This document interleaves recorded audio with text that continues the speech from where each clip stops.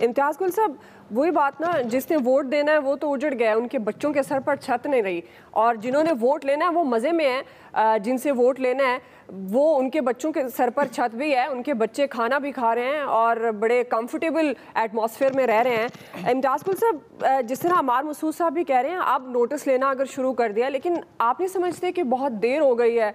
Government, हुकूमत, हुक्मरान इंसानों को बचाने में और इस अलमिये में पहुंचने में देर करने में इस तरह से देर कर दी उन्होंने। इतनी आपके ख्याल में वो जो एक स्ट्रैटेजी बननी चाहिए थी वो क्यों नहीं बन पाई?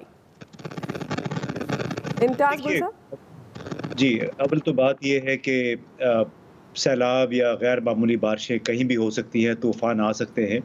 अमेरिका जैसे जो सुपर पावर है वहाँ भी हर साल साइक्लोन्स आते हैं और बड़ी होती है। और गुज़िश्ता 10 बरसों में बहुत कुछ वहाँ पे हुआ है। जर्मनी में बड़े-बड़े सैलाब आए हैं। लेकिन हमारे यहाँ जो कुछ हो रहा है, जो अभी आपने सवाल पूछा है कि मनसूबाबंदी, असल फुक़दान मनसूबाबंदी कंदी का है। असल मसला वसाइल के सही इस्तेमाल का है। यानी हमें आज से 4 महीने पहले, 5 महीने पहले बता दिया गया था कि इस मर्तबा गैर मामूली बारिशें होंगी, उसके लिए हमें पहले से तैयारी करनी चाहिए।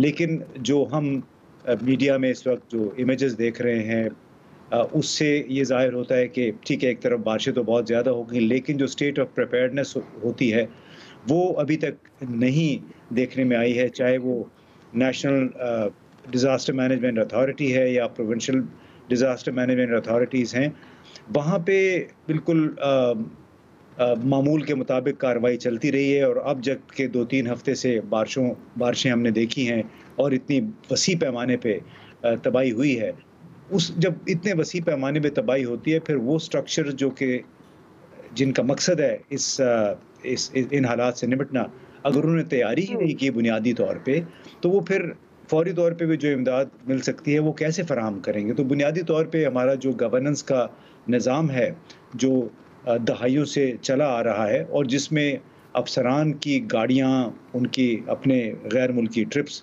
वो ज़्यादा आ जाते हैं, बजाय इसके कि ज़लज़ला ज़दगान या सैलाब ज़दगान के लिए जो पेशबंदी है, मनसूबाबंदी जी है और उनके लिए फिर वसाइल मुहैया करना वो वक़्त पे हो सके। हमने 2010 के सैलाबों में भी देखा था और ये किसी एक साहब ने अभी ये कहा कि चूँकि बैसियत मजमूई यहाँ पे करप्शन और मुनाफ़क़त का एक कल्चर है।